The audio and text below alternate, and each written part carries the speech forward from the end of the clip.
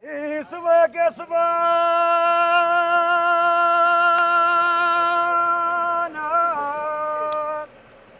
her ciyekî peristgeha Laliş dengê xilmetkar Merwan jê dihête bîstin. Barê min şekare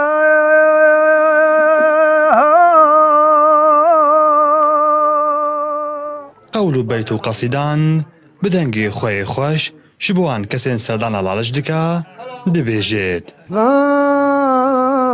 قامنا خدي ملك ادوات قشم وروشا بلي والله قريفان قبل كريتها بيتها بندو بشكوشا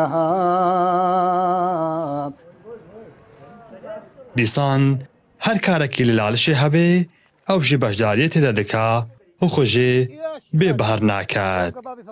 Jiyana wî bê Laliş derbas nabe û ew nikare xwe ji Lalişê dûr bike û sozayê heta sax be dê berdewam xilmeta geliyê Lalişê nûranî bike.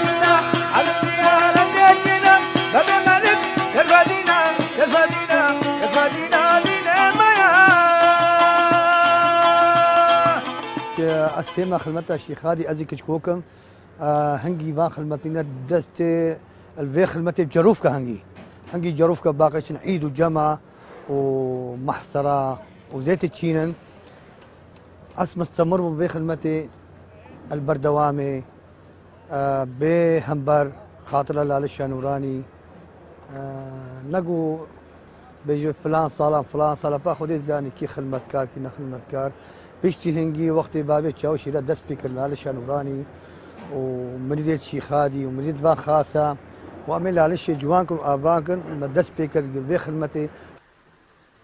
مروان نزنگی 5 ساڵایە بەردەوام ji باشیکê dihê taku bê beramber xizmeta Laliş û cihê olî êzdiyan bike û Merwan girêdanek rohî li gel Lalişê heye û dibêje êdî rojê min bê hatina vî cihê pîroz nabin. بيتاز بيجي قال خدمتك كيف وامتت خدمت الشركات خدمت بالمشينات خدمت ناس سكني خدت تماما هالجار زي موجود من موجود خدت تماما زبرم زي بقرين بيجي هامر وانت نحاتيا بريا دنجيتا بريا شابيتا طاهرة ام وكي اك عائلة وكي تزبية ها او داخل التزبية او تزبية او قريدب ايمانيا. Laliş وەکو پیرۆزترین cihê olî yê êzdiyan li Kurdistanê û seranserî cîhanê ye û salana rêwirûsmên olî lê dihêne gêran û li piraniya wan rêwirûsman Merwan têde başdar dibe.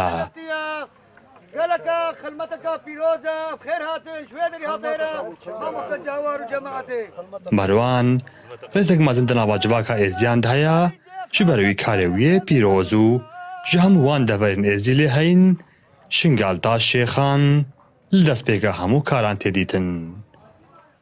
Meha Şingalî Kurdistan 24 Peristgeha Laliş.